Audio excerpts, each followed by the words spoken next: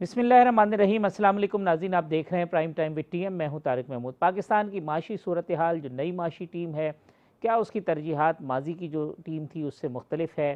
फिर महंगाई का मामला है जिसके ऊपर ख़ुद शौकत तरीन साहब कह रहे हैं कि उसकी वजूहात का जानना बहुत ज़रूरी है कि क्या वजह है कि कंट्रोल नहीं हो रही। फिर IMF के साथ मामला जिसके ऊपर कहा गया कि उसकी पॉलिटिकल कॉस्ट है, उससे कि हम रीनिगोशिएट कर रहे हैं। फिर जो ख़ित्ते की सूरत हाल है उसमें जो तब्दीली आ रही है, पाकिस्तान की जो फ़ॉरेन पॉलिसी का शिफ्ट है, उसके हवाले से कुछ चीज़ें हैं।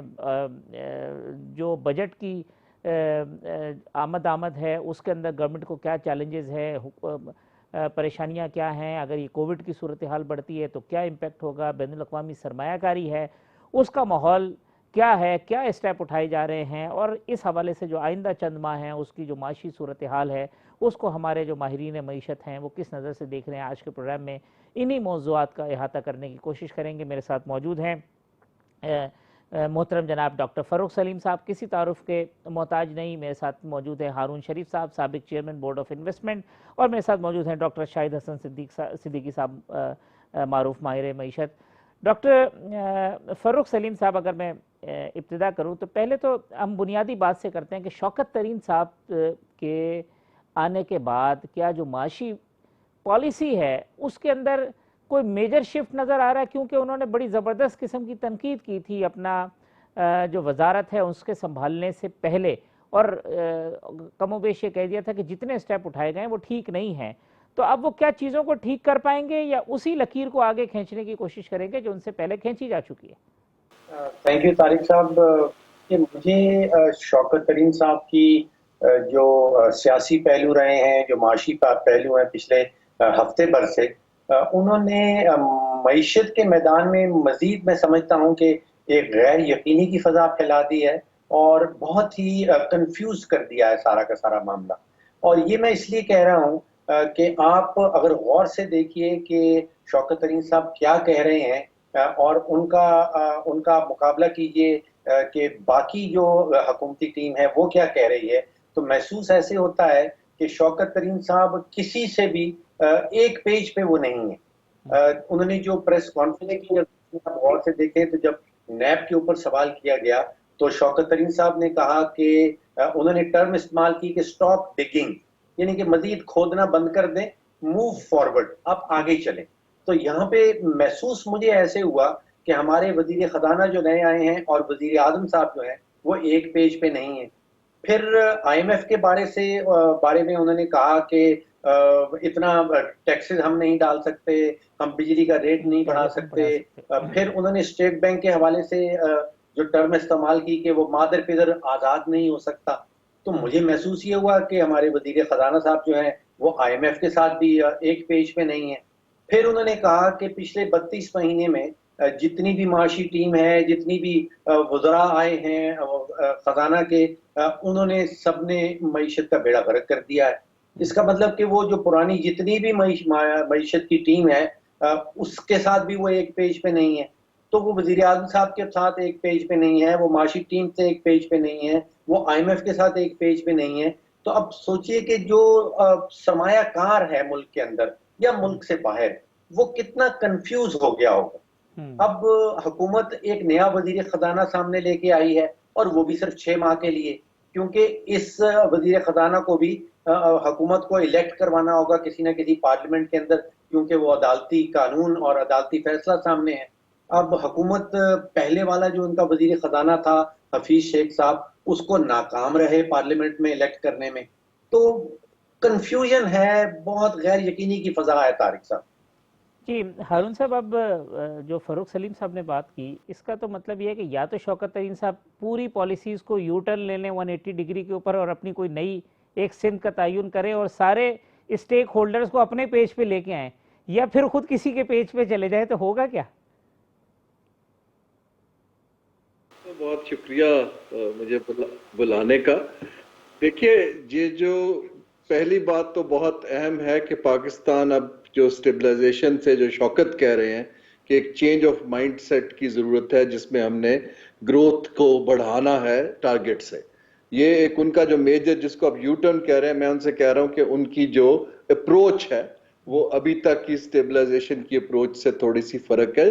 और अभी उनको मैं थोड़ा मार्जिन दूंगा, बहुत नए हैं, अभी कुछ हफ्ते हुए हैं, देखते हैं कि वो टीम कैसे बनाते हैं। लेकिन जो आपका इसमें सवाल है, जो सीरियस चीज इसके अंदर ये है कि पाकिस्तान कंसिस्टेंटली काफी सालों से जो इंटरनेशनल इदारे हैं या इन्वेस्टर्स हैं, उनको कंसिस्टेंसी का सिग्नल देने में नाकाम रहा है। ठीक है, ये खाली शौकत तरीन की बात नहीं है। आप अगर देखिए कि जो भी पर्सनैलिटी आती है, ये चौथे वजीर खजाना है, तो वो एक सिमत मुतय्यन होती है, दूसरे साहब आते हैं, वो अपनी प्रायोरिटीज सेट करना शुरू हो जाते हैं। ये जो एक सिग्नलिंग है मुख्तलिफ, ये मुल्क के लिए भी अच्छी नहीं है और हमारी इंटरनेशनल पोजीशनिंग के लिए भी अच्छी नहीं है, और इन्वेस्टर के लिए तो बिल्कुल भी अच्छी नहीं है, क्योंकि इन्वेस्टर को सर्टेनिटी ऑफ पॉलिसी चाहिए होती है, जिस पे पाकिस्तान ट्रेडिशनली खड़ा नहीं हो पाया।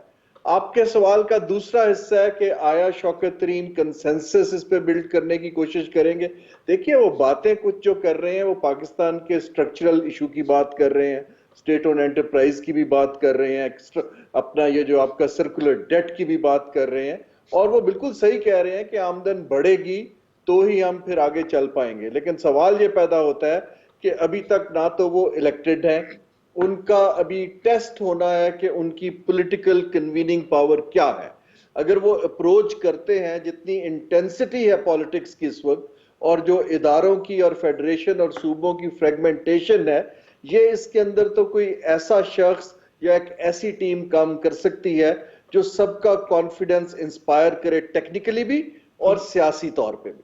तो हमारा ये एक इंटरनल चैलेंज उनके लिए है, and I have lots of prayers for him, क्योंकि एक बहुत बड़ा चैलेंज है और हम कंसिस्टेंटली इसमें मार खा रहे हैं। ये तो इंटरनल। आखिरी चीज आपके इस सवाल पे मैं कहता चलूं, देखिए, जहां तक IMF है, ये मैं पहले भी मेंटेन कर चुका हूं, ये जो इंटरनेशनल इदारे हैं या डेवलप्ड हमारे बायलैटरल पार्टनर्स हैं, वो एक स्ट्रक्चरल तरीके से, स्ट्रक्चर्ड तरीके से काम करते हैं।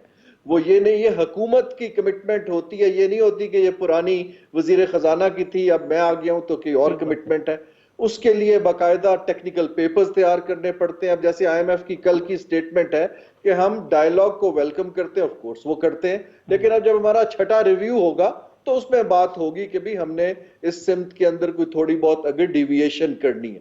ये जो हमारी एक सियासी विश लिस्ट है या एक प्रोफेशनल विश लिस्ट है, वो इंटरनेशनल इदारों के काम का तरीका खासा फर्क होता है। तो ये मेरे हिसाब से चैलेंजेस इस वक्त दिखाई दे रहे हैं। जी डॉक्टर शाहिद साहब, आप किस तरह से देखते हैं शौकत तरीन साहब को?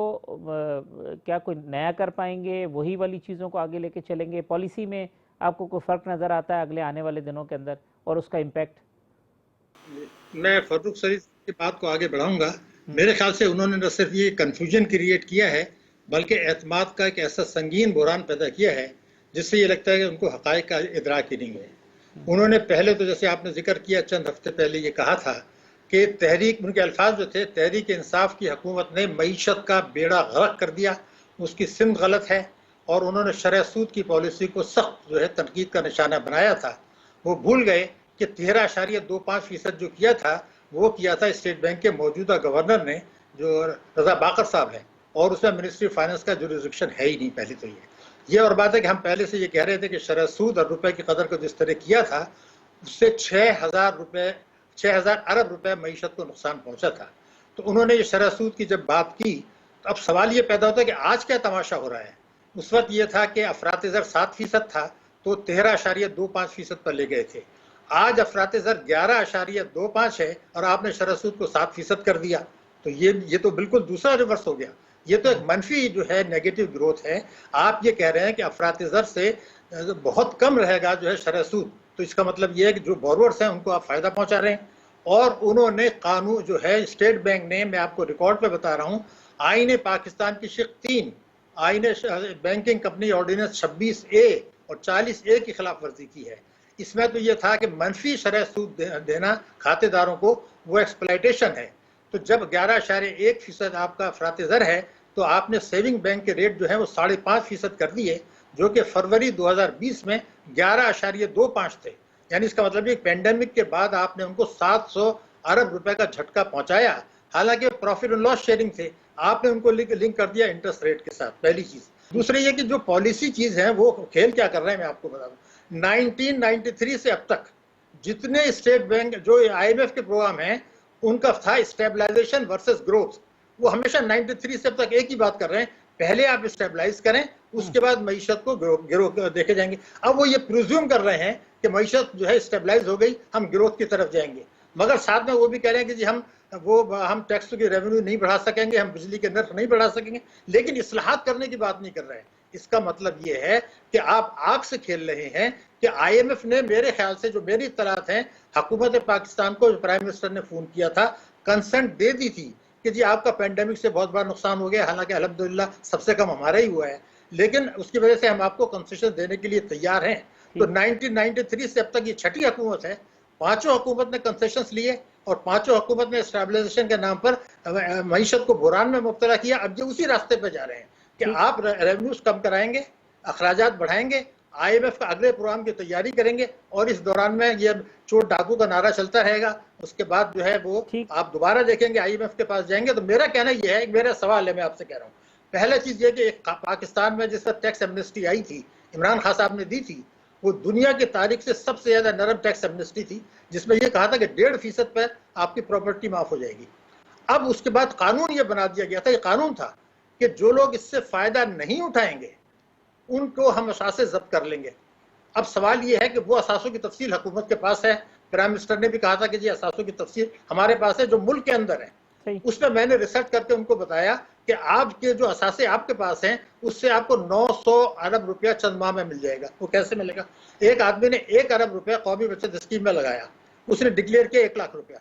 तो आपके पास क्या मुश्किल है कि आप उसको खत लिख दें, NF जो आपकी कौमी बचत स्कीम है कि जी आपने ये टैक्स नहीं दिया, आपने एमनेस्टी से भी फायदा नहीं उठाया, इतना टैक्स बनता है, अब आप ये कैश नहीं करा सकते। 900 अरब रुपये मिल सकता है, लेकिन हुकूमत उस कानून को अप्लाई करने के बजाय चूंकि ताकतवर तबकों को नाराज नहीं करना चाहते, कभी बिजली के नर्ख बढ़ाते हैं, कभी GST बढ़ाते हैं, कभी इनडायरेक्ट टैक्सेस बढ़ाते हैं। तो ये आग से खेलना है, मेरा कहना है। मैं ये IMF वाली जो बात की डॉक्टर फारूक सलीम साहब, अब IMF के साथ जो मामला है, उन्होंने कहा कि शौकत तरीन साहब ने कि उसकी एक पॉलिटिकल कॉस्ट है जो हुकूमतों को चुकानी पड़ती है। हम उन्हें कन्विंस करेंगे कि भाई टैरिफ जो है वो हम नहीं बढ़ा सकते, हम रेवेन्यू में इजाफा करेंगे, ये चीज़ें करेंगे। तो अब जो IMF के साथ रीनिगोशिएशन है वो आपको नज़र आती है कि हम कितनी स्ट्रॉन्ग फुटिंग पे खड़े हैं, हमारे जो पॉइंट्स हैं वो क्या होंगे, वो कन्विंसिंग होंगे या नहीं होंगे, क्या सूरत हाल है उसकी? देखिए, हारून साहब ने बिल्कुल ठीक कहा। फरवरी की 16 तारीख थी आई थिंक, जब वजारत खजाना, हुकूमत पाकिस्तान और IMF के स्टाफ के दरमियान में एक मुआहदा साइन हो गया। फिर मार्च की 24 तारीख थी जब IMF एग्जीक्यूटिव बोर्ड बैठा, उन्होंने रिव्यू किया और मार्च की 30 तारीख को हमारे स्टेट बैंक ने $500 मिलियन वसूल कर लिया। अब मई की 4 या 5 तारीख को एक नए वजीर खजाना साहब आते हैं, वो कहते हैं जी हम सब कुछ रीनिगोशिएट करेंगे। और रीनिगोशिएट भी आप सोचिए कि तीन मेन पिलर्स थे IMF के प्लान के। एक था कि आपने 1200 अरब रुपए के टैक्सेस बढ़ाने, 6 रुपए का कोई बिजली के नर्ख आ रहे थे, और स्टेट बैंक का वो जो कानून था ऑटोनॉमी और वो वाला। अब ये कह रहे हैं कि ये तीनों चीजें हमें मंजूर नहीं। वो कहते हैं हम रेवेन्यू भी नहीं बढ़ा सकते, हम बिजली का रेट भी नहीं बढ़ा सकते, और वो स्टेट बैंक के बारे में उन्होंने इस्तेमाल किया कि मादर पितर आजाद नहीं है।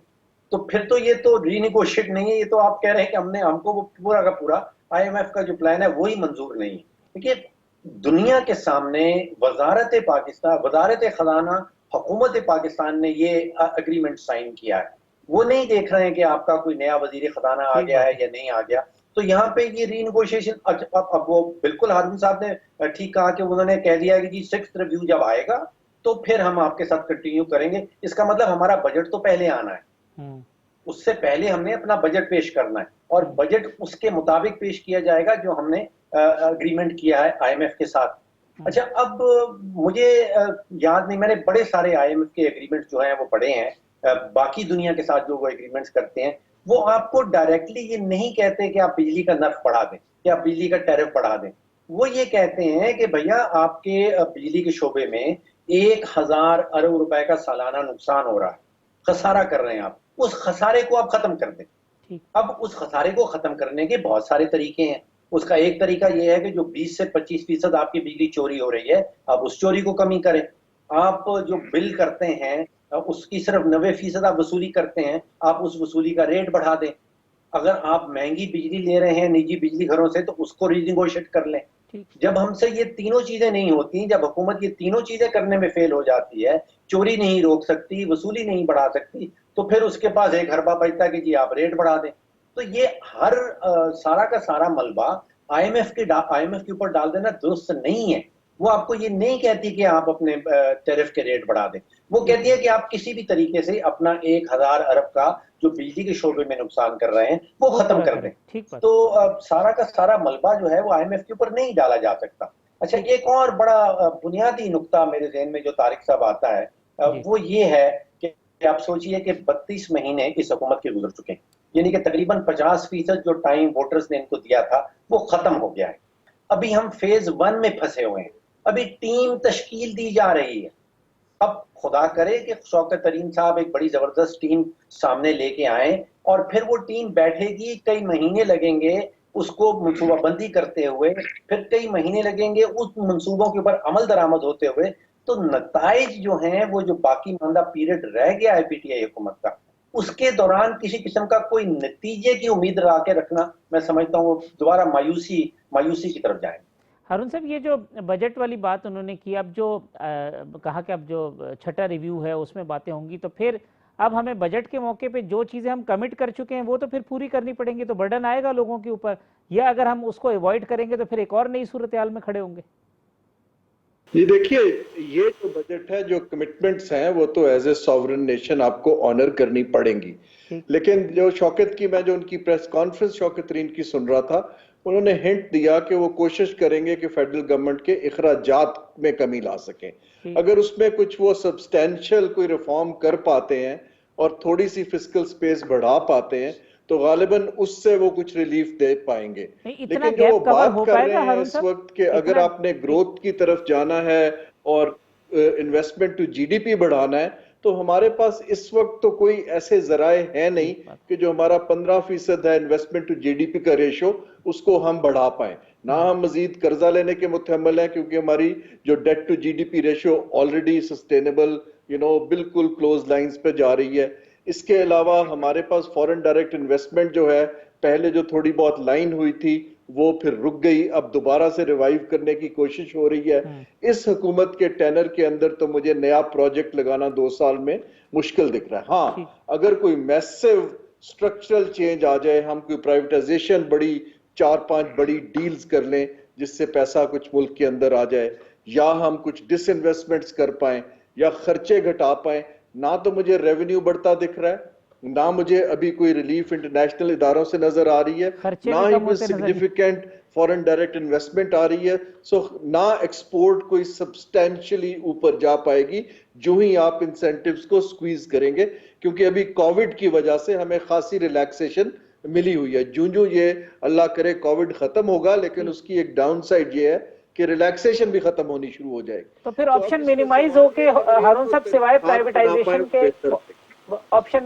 मिनिमाइज होंगे, सिर्फ प्राइवेटाइजेशन तक की चीजें हो जाएंगी, आप समझते हैं? 2 चीजें मुझे नजर आती हैं कि एक तो स्टेट ओन्ड एंटरप्राइजेस के अंदर डिसइन्वेस्टमेंट, जो कि सियासी तौर पे हमारे मुल्क में बहुत मुश्किल काम है, अगर वो कर पाए तो दैट वुड बी ग्रेट। दूसरी चीज ये है कि फेडरल गवर्नमेंट के, उन्होंने बड़े क्लियरली कहा कि बहुत सी वजारतें डिवॉल्व होकर सूबों को चली गई, लेकिन फेडरेशन उन पे उतना ही खर्चा कर रहा है। अगर हम फेडरल गवर्नमेंट के इखराजात घटा पाए या कोई सब्सटेंशियल शिफ्ट कर पाए, कोई जमीनें जो सरकार की हैं उनको हम लीज आउट कर पाए, तो फिर कुछ कैश फ्लो आने की तवक्को है। लेकिन जो ट्रेडिशनल सोर्सेज हैं जिस पर अभी हम चल रहे हैं, उसके अंदर तो स्पेस कहीं पर दिखाई नहीं दे रही है कि अगर आपने इंसेंटिव देना है, क्योंकि अगर आप देखें, उन्होंने कहा कि मैं हरासमेंट की बजाय इंसेंटिव्स की तरफ जाना चाहता हूं।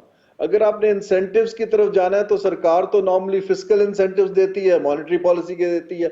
मॉनेटरी पॉलिसी के अंदर भी गुंजाइश बहुत कम है, फिस्कल स्पेस हमारी है नहीं, तो उसको बढ़ाने के लिए वेल्थ कहां से क्रिएट की जाएगी, ये उनका मेरे हिसाब से एक बहुत बड़ा चैलेंज है अगले 1-2 माह के अंदर। अगर तो वो ट्रस्ट को गेन कर पाए, कुछ कर दिया, फिर तो हम उनको बिल्कुल सपोर्ट भी करेंगे और करना चाहिए, लेकिन अगर इसी स्ट्रक्चर में किया फिर मुश्किल दिखाई देता है। ठीक, मैं डॉक्टर शाहिद साहब एक ब्रेक ले लूं, ब्रेक के बाद आते हैं तो फिर महंगाई के हवाले से अगले सेगमेंट में गुफ्तगू करते हैं।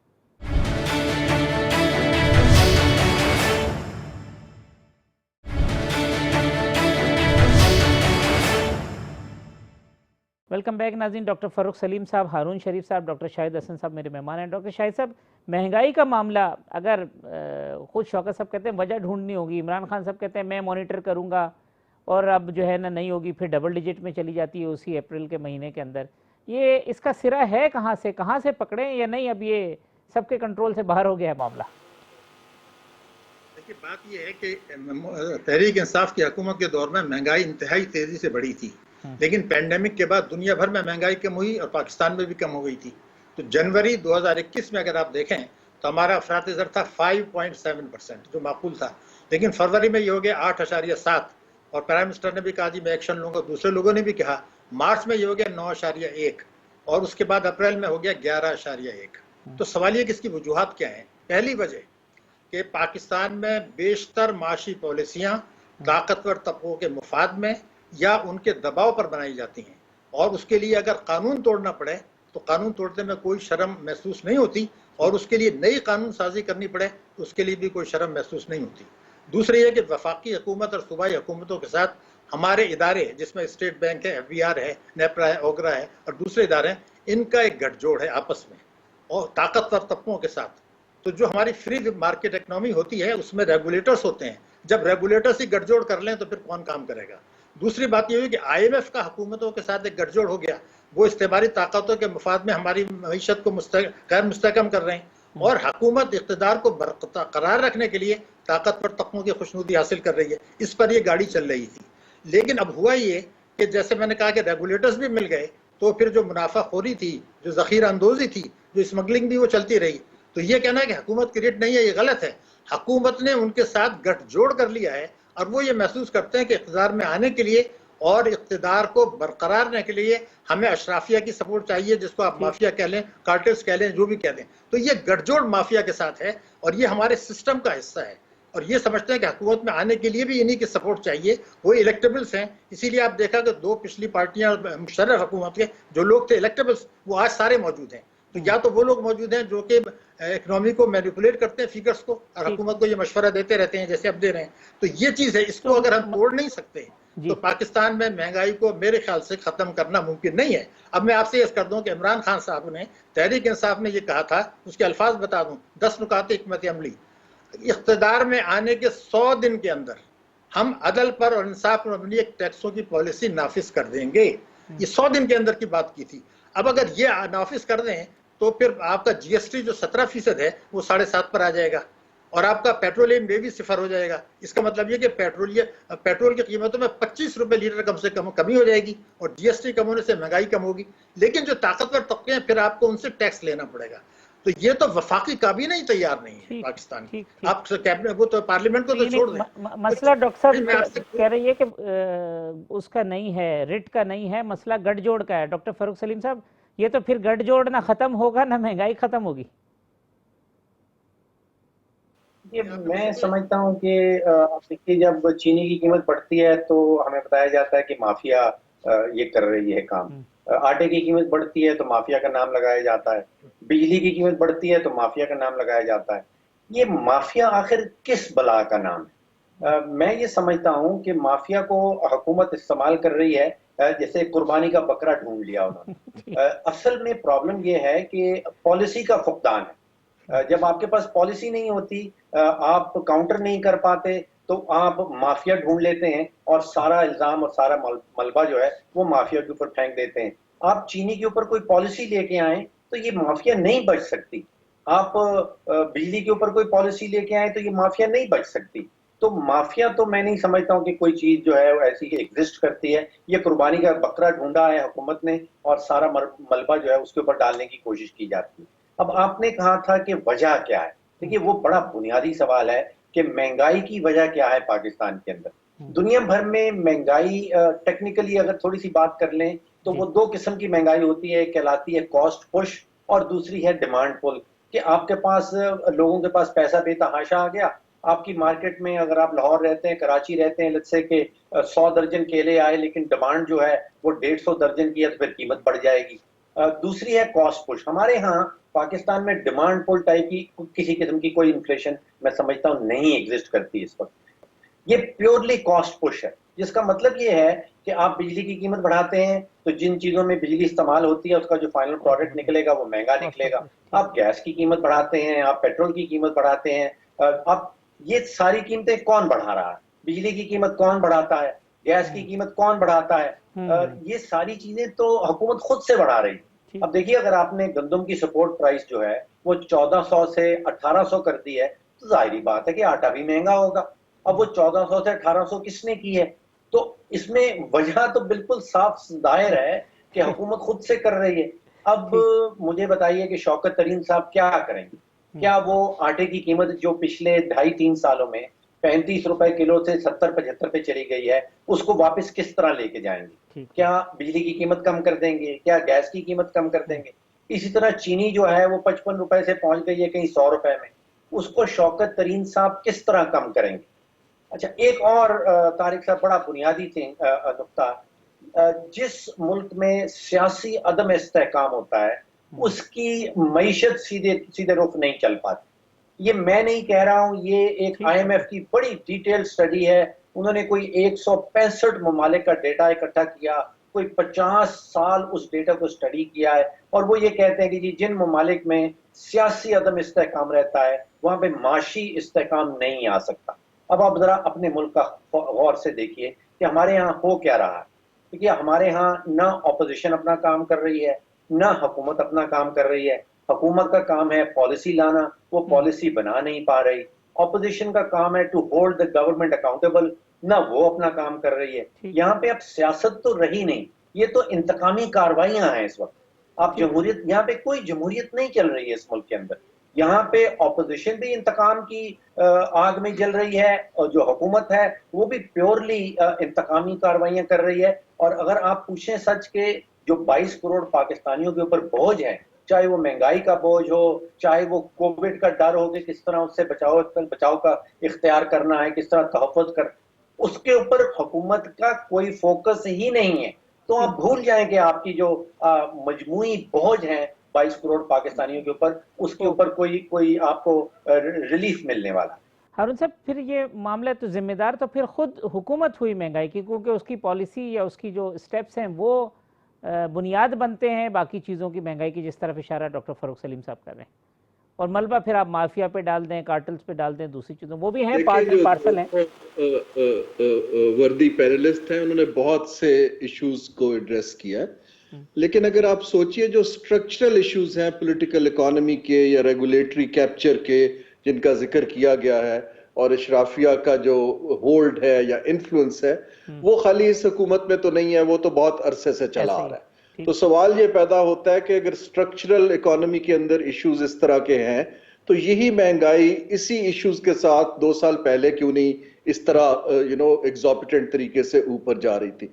जो हमें समझ आता है, जो अब इस टॉपिक के ऊपर इतनी बात की जा चुकी है, लेकिन अगर मैं आसान अल्फाज में बोलूं, जो हमें समझ आ रहा है कि गवर्नेंस और कोऑर्डिनेशन 2 चीजें हैं जो इस महंगाई को बहुत ज्यादा प्लस कर रही हैं या पॉजिटिव कह रही हैं। पॉलिसी वैक्यूम तो शुरू से है पाकिस्तान के अंदर, इनकंसिस्टेंसी भी है, नजर आती है, और इस हुकूमत ने, मैं मानता हूं कि कोई ऐसी सब्सटेंशियल, ऐसी मेजर पॉलिसी नहीं दिखाई जो कि हमें रिलीफ दे सके।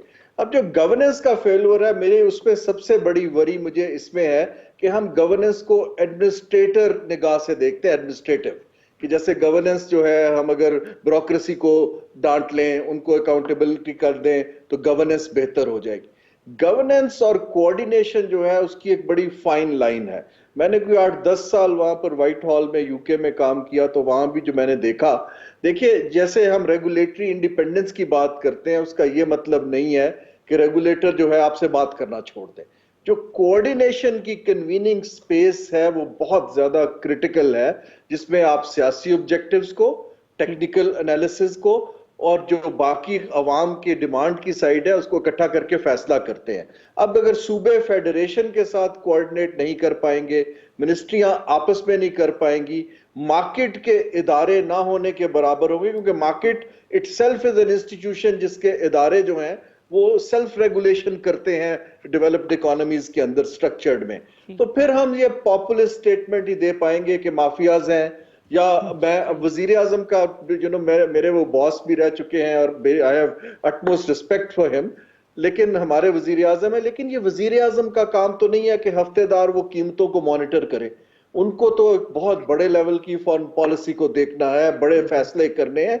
ये फ्रैंकली स्पीकिंग ये तो एक डेलीगेटेड काम है जहां पर एक टीम कोऑर्डिनेटेड तरीके से काम करती है। मैं इसमें खासा मुझे ये वरी और कंसर्न्ड हूं कि पॉपुलिज्म की तरफ ज्यादा तवज्जो जा रही है, बजाय इसके कि हम कहें कि इसको ये सूबों का काम है, इसका काम है, डेलीगेट करके ये तो तरीके से और आगे बढ़ेगा। जैसे जैसे वक्त गुजरेगा हुकूमत अपने आखिरी तरफ जाएगी, लास्ट ईयर की तरफ जाएगी, ये तो बढ़ेगा, कम नहीं होगा। अब तो जो शुरू का टाइम था वो तो गुजार दिया जिस टाइम पे आप कर सकते थे। मैंने इसीलिए कहा कि मेरी वरी बढ़ती जा रही है कि जो पॉपुलिस्ट इंटरवेंशंस हैं वो रियल एविडेंस बेस्ड पॉलिसी को रिप्लेस करती जाएंगी और उससे फिर एक्चुअल इश्यूज एड्रेस नहीं हो पाएंगे।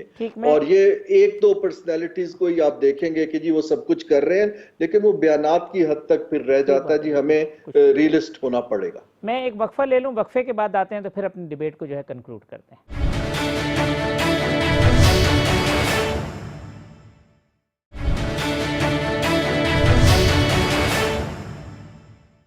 वेलकम बैक नाज़रीन। डॉक्टर फ़ारूक सलीम साहब, हारून शरीफ साहब, डॉक्टर शाहिद हसन साहब मेरे मेहमान हैं। लास्ट सेगमेंट वक्त कम है। डॉक्टर शाहिद साहब, अब अगर मैं सजेशंस की बात करूं तो क्या होंगे हुकूमत के लिए, स्पेशली जब बजट जो है वो सर के ऊपर है, अगर आप की प्रायोरिटाइज़ करें शॉर्टली तो वो क्या होंगी, क्या सजेशन होगी आपकी?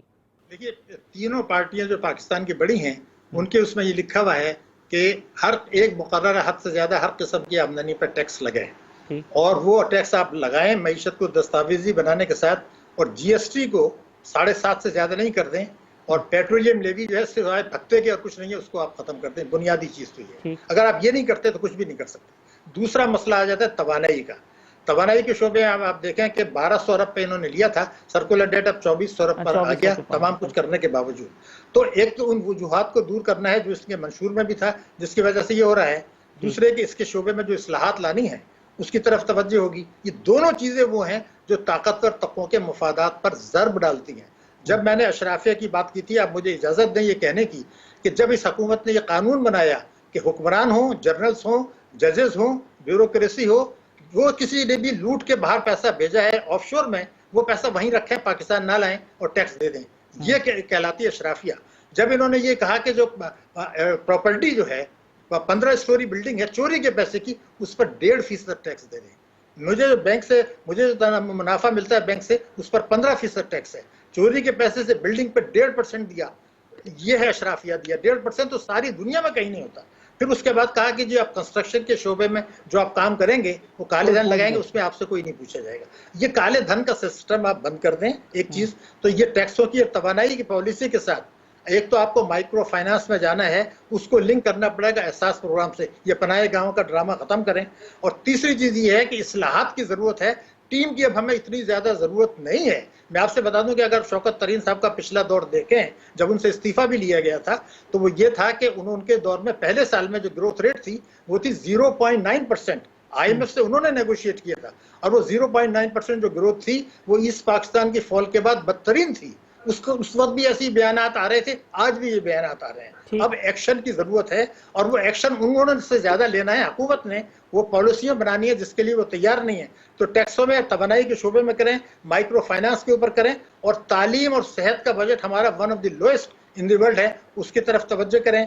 तो फिर आप दूसरे के NFC अवार्ड से बड़ा धोखा पाकिस्तान की तारीख में नहीं था, तो जो 7th NFC अवार्ड था। ये बहुत बड़ा धोखा था कौम के साथ। और ये बात मैंने उस दिन कही थी जिस दिन ये आया था, उसी दिन सरकारी चैनल पे कहा था। वो तो उसकी वजह है कि आपने सूबों को वो कुछ दे दिया जो आपके पास था ही नहीं। 18th अमेंडमेंट और दूसरी चीजें। डॉक्टर फारूक सलीम साहब, सजेशन सर आपकी। तारिक साहब, अगर आप 2018 में जो PTI का मैनिफेस्टो था, बड़ा मुख्तसर सा मैनिफेस्टो है, 61 पे सफ़हात हैं उसके अंदर, वो बड़ा खूबसूरत और बड़ा जबरदस्त डॉक्यूमेंट एक बनाया गया था। उसमें जो पाकिस्तान के प्रॉब्लम्स हैं वो भी बताए गए और उनका हल क्या है ये भी उस मैनिफेस्टो के अंदर एक्चुअली लिखा जा चुका है। तो ये कह देना कि शायद हुकूमत के अंदर जो लोग काम कर रहे हैं उनको पता नहीं है, ऐसी कतई कोई बात नहीं है। उन्होंने खुद से ये इस मंशूर के अंदर ये चीजें लिखी हुई हैं और सबसे ज्यादा जिक्र जो है उस मंशूर के अंदर मेरा ख्याल है कोई 4 या 5 दर्जन दफा जो लफ्ज इस्तेमाल किया गया है वो रिफॉर्म्स का है, इस्लाहात का है। तो हुकूमत ये जानती है कि प्रॉब्लम्स क्या हैं, हुकूमत ये भी जानती है कि उन प्रॉब्लम्स के हल क्या हैं, क्योंकि वो खुद इस मैनिफेस्टो में, इस मंशूर के अंदर लिख चुकी है। तो मामला है इस्लाहात का। देखिए 1000 अरब का नुकसान कर रहे हैं बिजली के शोबे के अंदर, तकरीबन 800-900 अरब का सालाना नुकसान हो जाता है पब्लिक सेक्टर एंटरप्राइजेस के अंदर। मेरे ख्याल में कोई 1.5 से 2 बिलियन डॉलर की गैस इस मुल्क में चोरी हो जाती है। तो अगर आप हुकूमत के खसारे गिनना शुरू करें तो लगता है कि पाकिस्तान के पास इतने वसाइल हैं, इतने वसाइल हैं, रिसोर्स रिच, कि आपने सिर्फ इन खसारों को दूर करना है। ये जो फोकस टैक्स के ऊपर रहता है कि हम टैक्स बेस बढ़ा देंगे, ये मैं तो 50 साल से सुन रहा हूं कि टैक्स बेस बढ़ा देंगे। भाई टैक्स बेस यही है, इससे नहीं बढ़ सकता। अगर 50 साल आप नहीं बढ़ा सके तो अब इसकी उम्मीद रख लेना कि अगले 2-2.5 सालों में टैक्स बेस बढ़ जाएगा। टैक्स बेस नहीं बढ़ सकता। मेरा ये ख्याल है कि आप सोचिए आज से 11 साल पहले जो टोटल टैक्स था वो तकरीबन 1500 अरब का टैक्स इकट्ठा करते थे। आज हुकूमत हमें खुद बता रही है कि वो 4000 अरब से जायद हो चुका है। लेकिन इसी पीरियड के दौरान जो 2000 अरब के हुकूमती खर्चे थे वो कोई 8000 अरब पे चले गए।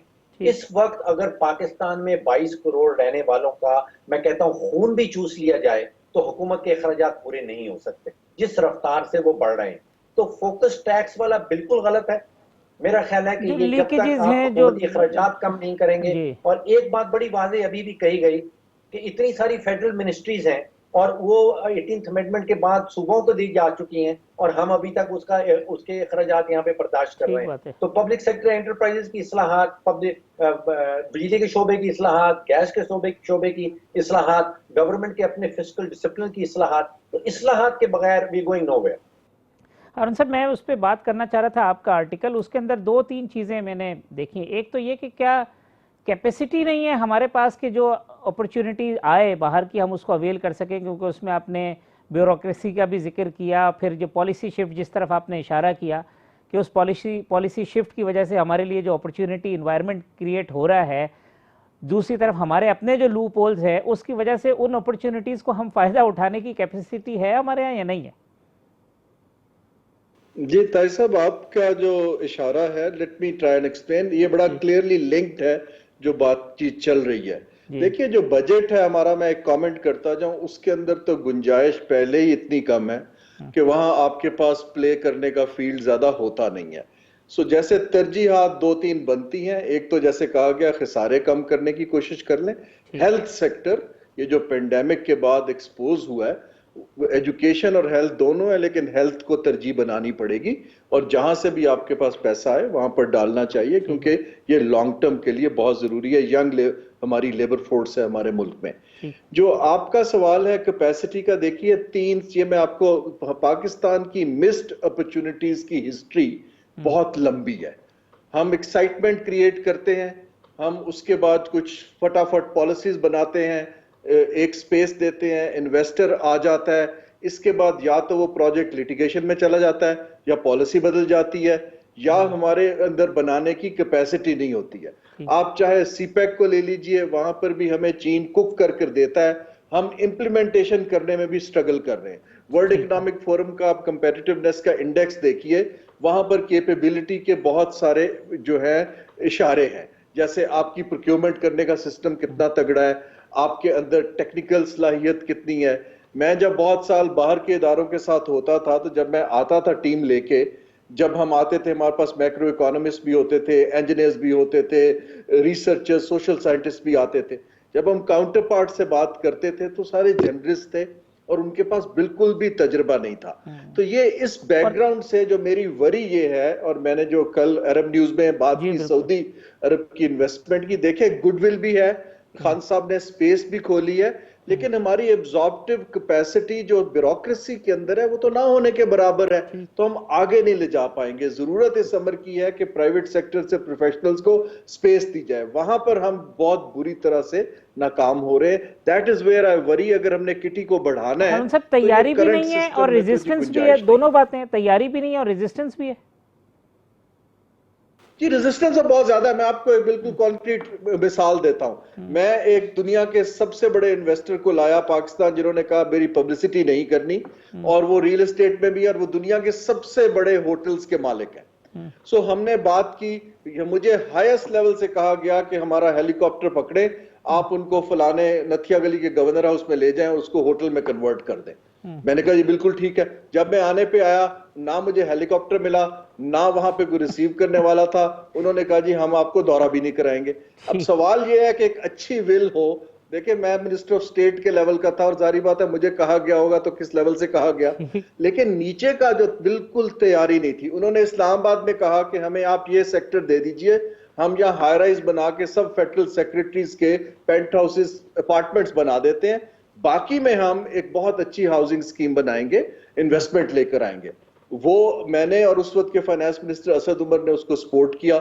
इसके बाद वो फाइल कहां गई, कैसे गई, मुझे तो तकरीबन 1-1.5 साल नहीं नजर आई, और अभी भी नहीं आती। तो रेजिस्टेंस के अलावा एक कैप्चर है ब्यूरोक्रेसी का। अगर आप पाइड की नई रिपोर्ट भी पढ़े, देखिए पर्क्स इतने लुक्रेटिव हैं कि वो कैप्चर इसलिए आता है कि जब पॉलिटिकल स्पेस कमजोर पड़ जाती है, उसमें अदम इस्काम आता है, तो बाकी लोग कैप्चर कर लेते हैं। वो अच्छी विल जो है या अच्छी डिजायर को ट्रांसलेट करने में एक रेजिस्टेंस नहीं, कैप्चर है। ठीक ठीक। हारून शरीफ साहब, डॉक्टर फ़ारूक सलीम साहब, डॉक्टर शाहिद हसन साहब, बहुत मज़ा आया तमाम लोगों से गुफ्तगू करने में। वक्त ख़त्म हुआ, वरना मज़ीद बातें करते। कल इसी प्रोग्राम में इंशाल्लाह इसी वक्त दोबारा आपसे मुलाकात होगी। अल्लाह हाफ़िज़।